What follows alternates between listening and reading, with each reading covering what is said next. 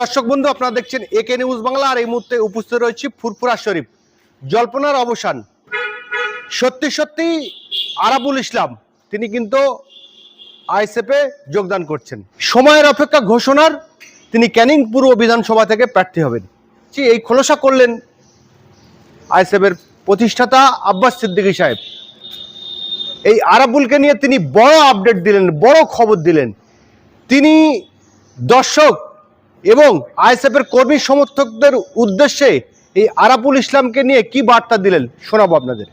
হ্যাঁ, এটা আমার কাছে কাগজ জমা পড়েছে, একটা লিখিত জমা পড়েছে।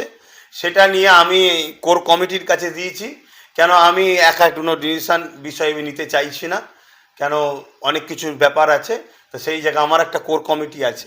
আমি জানি আমার কথা হয়তো সবাই মানে বা শোনে বা বললে প্রাধান্য দেবে, কিন্তু আমি কোর কমিটির কাছে পাঠিয়েছি। সেটা নিয়ে একটা আলোচনা চলছে, পক্ষে বিপক্ষে কথা হয়েছে। আমি আগেই বললাম মিটিংয়ে ছিলাম, ওইলে একটু আলোচনা হচ্ছিল, পক্ষে বিপক্ষে একটা কথা আসছে।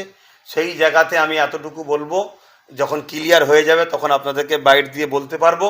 তবে আপনাদের মাধ্যমে আমার প্রত্যেকটা ভালোবাসার মানুষকে বলবো, ভৌগোলিক পরিস্থিতির একটু চতুর্দিকে দেখো, দেখে চিন্তা ভাবনা করে যদি আমার ওপরে ভরসা থাকে, কোর কমিটি থেকে যেটা আসবে সেটাকে আমি ঘোষণা দেবো। সেটার ওপরে তোমরা কিন্তু আমার ওপরে ভরসা রেখে গুরুত্ব আকারে মান্যতা দেবে, নেবে। আমি তোমাদের সাথে ছিলাম, আছি, থাকবো। কানে কাগলিয়ে চলে গেছে, এদিকে ছুটবেন না, আগে কানে হাত দিয়ে দেখুন। আমার ওপর যদি ভরসা থাকে, অনেকে অনেক কিছু বলবে, কোনো কথাই গুরুত্ব দেবেন না। আমাদের কোর কমিটিতে একজন মুফতি সাহেব আছেন, মানে ইসলাম সম্বন্ধে সে অনেক এক্সপার্ট জানে। তিনি যেটা শোনালেন, আমাদেরকে অনেক ডকুমেন্টস দিলেন যে একটা সময়ে একজন সাহাবি ছিলেন, দুটো লড়াইয়েতে মুসলিমদের সঙ্গে লড়াই করে তাদের অনেক কিছু করেছিলেন। সেই ইতিহাসগুলো শোনালেন। পরবর্তীতে তিনি পরিবর্তন হতে চাইলেন। আমি দেখলাম, মিডিয়াতেই দেখছি, আপনারাই মনে হয় ছেড়েছিলেন, উনি এসে ফুরফুরা শরীফে পিসার দেখা যায় তওবা তিল্লা করেছে। এটা ফুরফুরা তওবা পরিবর্তন হবার জায়গা, এখানে মানুষ ধর্মীয় ব্যাপারে আসে পরিবর্তন। কিন্তু কালকে তিনি ভাঙড়ে যারা পঞ্চায়েতে মারা গেছিল আইএসএফ কর্মী, তাদের বাড়ি গিয়ে তাদের কাছে ক্ষমা চেয়ে নিয়েছেন। তারাও অনেকে বলেছেন যে ক্ষমা করে দিয়েছি। কিছু মানুষ এই মিডিয়া দেখার পরে বলছেন যে এটা আব্বাস সিদ্দিকীর নির্দেশে উনি এটা করেছেন। কি বলবেন? না, যদি আমার নির্দেশ শুনে উনি যদি পরিবারের কাছে গিয়ে ক্ষমা চায়, পরিবার যদি ক্ষমা করে দেয়, আমি কি পাপ যদি কেউ যদি ক্ষমা চায়, তাকে মাফ করাটা যেমন দায়িত্ব, আর যিনি মাফ করে দিয়েছেন সে তো আরো বড় মাপের মানুষ। তাহলে সেই জায়গায় আমার এখানে তো কিছু বলার নেই।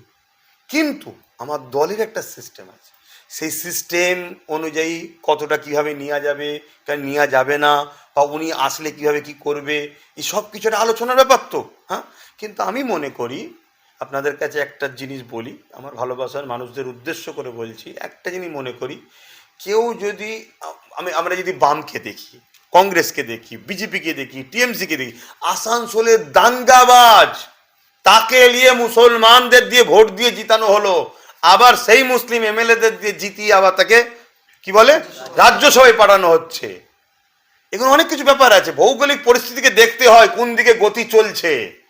তা সেগুলো একটু ভাই আলোচনা শেষে বললে একটু ভালো হয়, কেন একটা টেবিলে যখন আছে না, এটা এখানে রাখছি এখন। তিনি বললেন যে নওশাদ সিদ্দিকী এই জায়গায় লক্ষাধিক ভোটে জিতবেন। কি বলবেন এই প্রসঙ্গে? না, লক্ষাধিক ভোটে জিতবেন, ভাঙড়ের তো লোকেরা অনেক আগে থেকেই বলছে। ওটা বড় বিষয় নয়, ওটা কোনো বড় ফ্যাক্ট নয়। আপনি ভাঙড়ের নেতৃত্বদের কাছে খবর নেবেন, এবং ভাঙড়ের নেতৃত্বের সঙ্গে আমরা বসেছি, দেখেছি। ভাঙড়ের নেতৃত্বরা আজ থেকে 6 মাস নয়, 1 বছর আগে তারা প্রস্তুত, সমস্ত মোকাবেলায় প্রস্তুত তারা জিতার জন্যে। তা সেই জায়গায় ওটা বিষয় না। কেউ যদি বলে যে আমি পরিবর্তন হতে চাইছি, খারাপ থেকে ভালোর দিকে আসতে চাইছি, দেখুন আমরা দেখছি টিএমসি থেকে চলে যাচ্ছে হচ্ছে বিজেপিতে, কোনো কিছু নয়, কি হলো, সব দুর্নীতি ফুর্নীতি সংশোধন হয়ে গেল। আবার বিজেপি থেকে দাঙ্গাবাজ টিএমসিতে চলে এলে সেকুলার হয়ে যাচ্ছে তো নাকি, দেখছি আমরা। সেই জায়গায় একজন যদি তার ধর্মের সর্বোচ্চ পূর্ব ভারতের পীঠস্থান বড়, সেখানে যদি তার মান্যে তার বিশ্বাসের পীর সাহেবের কাছে, মুর্শিদের কাছে, শায়েখের কাছে যদি সে বায়াত হয়ে ক্ষমা চায়, তওবা করে, এবং যারা মেরে যাদের সঙ্গে ঝগড়া হয়েছে সেই টিমে তো ছিল এক সময়, এখন এর দ্বারা কী হয়েছে না সেটা আল্লাহ জানে। সেখানে যদি ক্ষমা আছে, সে পরিবারটাকে মাফ করে দেয়। এলাকার সাধারণ জনগণের রিপোর্ট একটা নেওয়া হচ্ছে, তাদের মধ্যে থেকে কি রিপোর্ট আছে, বেশিরভাগ মানুষই বলছে ভেবেচিন্তে দেখুন আপনারা। তাহলে সেই জায়গায় একটা আলোচনা নেগেটিভ কি বলে পজিটিভের দিকে হওয়াটা সম্ভব। কিন্তু তারপরেও কিন্তু আমি বললাম, আমিকে ঠেলে দিলেও আমার একটা কোর কমিটি আছে, আমি সেখানে কাগজ ফেলেছি, সেখানে আলোচনা একটা ধাপ হয়েছে, নামাজের জন্য বিরত ছিল, তারপরে আবার আলোচনা হবে, হয়ে যেটা ফাইসাল্লা হবে সেটা আপনাদেরকে জানাবো। বেশ কিছু রাজনৈতিক বিশেষজ্ঞরা বলছেন যে Mamata Banerjee rough and tough রাজনীতি করেন, সূর্যকান্ত মিশ্রকে টার্গেট করে হারিয়েছে, অজিত চৌধুরীকে টার্গেট করে হারিয়েছে, মোহাম্মদ সেলিমকে টার্গেট করে হারিয়েছে, নওশাদ সিদ্দিকীও টার্গেটে ছিল। সেই আকার ইঙ্গিত কিন্তু আমরা পাচ্ছিলাম, বারবার বলছিল ভাঙড় জিততে হবে, অভিষেক বন্দ্যোপাধ্যায় বলেছে। সেই জায়গায় আরাফুল এবং কাইজার আহমেদ কার্যত তৃণমূল থেকে বেরিয়ে গিয়ে নওশাদকে একদম ফ্রি করে দিল। দেখুন, আমি আবার বলছি, যদি আপনার কথা এটা হয় যে মমতা টার্গেট করে হারায়, তাহলে মমতাকে যে শুভেন্দুকে টার্গেট নিয়েছিল, এটা তাহলে আপনার প্রশ্নতে মনে হচ্ছে এটা টার্গেট নয়। ঠিক, যদি টার্গেট হতো শুভেন্দু তাহলে হারতো, তাহলে মমতাই শুভেন্দুকে জিতিয়েছে, এটা তাহলে স্বীকার করতে হবে। তৃতীয় নম্বর কথা, আমি আবার বলছি, সংসদীয় রাজনীতিতে একটা ভোটও ফ্যাক্ট, ঠিক তো নাকি? একটা ভোটও ফ্যাক্ট। আমি কোনো জিনিসকে ছোট বড় করে দেখছি না, কিন্তু আমি বলছি কে ফ্রি নয় ওটা পরের বিষয়, যেটা আলোচনা ক্লিয়ার হয়নি সে বিষয়ে আমি কিছু ক্লিয়ার কথা দিতে পারছি না। সাধারণ মানুষকে শুনে, মুসলিম সমাজকে ভয় দেখাতে গেলে একটাই রাস্তা, বিজেপি। যেমন ছোটবেলায় আমরা শুনতাম অনেকজনকে ভয় দেখাবার জন্য হুমুড়ির মা দেখাতো বাচ্চাদের ঘরে, আমাদের ঘরে না বাচ্চা মনে করে ওই বিজেপিকে ছেলে ধরার মা, হুমুড়ি মা, মুসলমানকে ধরলে চলে যাবে, মুসলমানকে কেটে ফেলবে, মেরে ফেলবে, হ্যান করবে, ত্যান করবে, এই ভয়টা দেখাচ্ছে। আর বিজেপি সত্যি আমাদের দুশ্মন আমরা জানি, তো সেই ভয়টা কাজে লাগিয়ে শুধুমাত্র আমাদেরকে ভোট ব্যাংক হিসাবে বিগত সময় হয়েছিল, এই শাসক আশা থেকে সেটাই করছে। এই যে ভোট মুখে মহাজের ভাতা 500 এবং পুরোহিত ভাতা, এটা কেমন ভিক্ষা। দিল্লিতে যত সম্ভব শুনেছি 18,000, উত্তরপ্রদেশে যত সম্ভব শুনেছি 12 না 13,000। কথা বুঝে আসছে? আমি তা বলে দিল্লি উত্তরপ্রদেশকে আমি গুণ গাইছি না। যদি ওই সব জায়গায় যদি হতে পারে, আমার রাজ্যে অকাপ্তরও বেশি, এবং শুনছি নাকি মমতা মুসলিম দরদি নেত্রী ছিল, তাহলে এতদিন বাড়াবার সময় হয় না, ভোট ঘোষণা যেই হলো অমনি বললো 500 টাকা, আর যে সময় বলেছে সেই সময় নাকি আবার এটা গ্রান্টেড হবে না শুনছি, অনেকে বলছে ওটা গ্রান্টেড নয়, ওটা কাজে লাগবে না।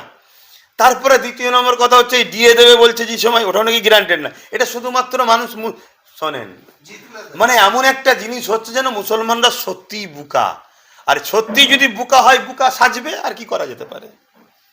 আলেম ওলামা, ইমাম, মুয়াজ্জিন যদি সত্যি বুকা হয় তাহলে বুকা হবে।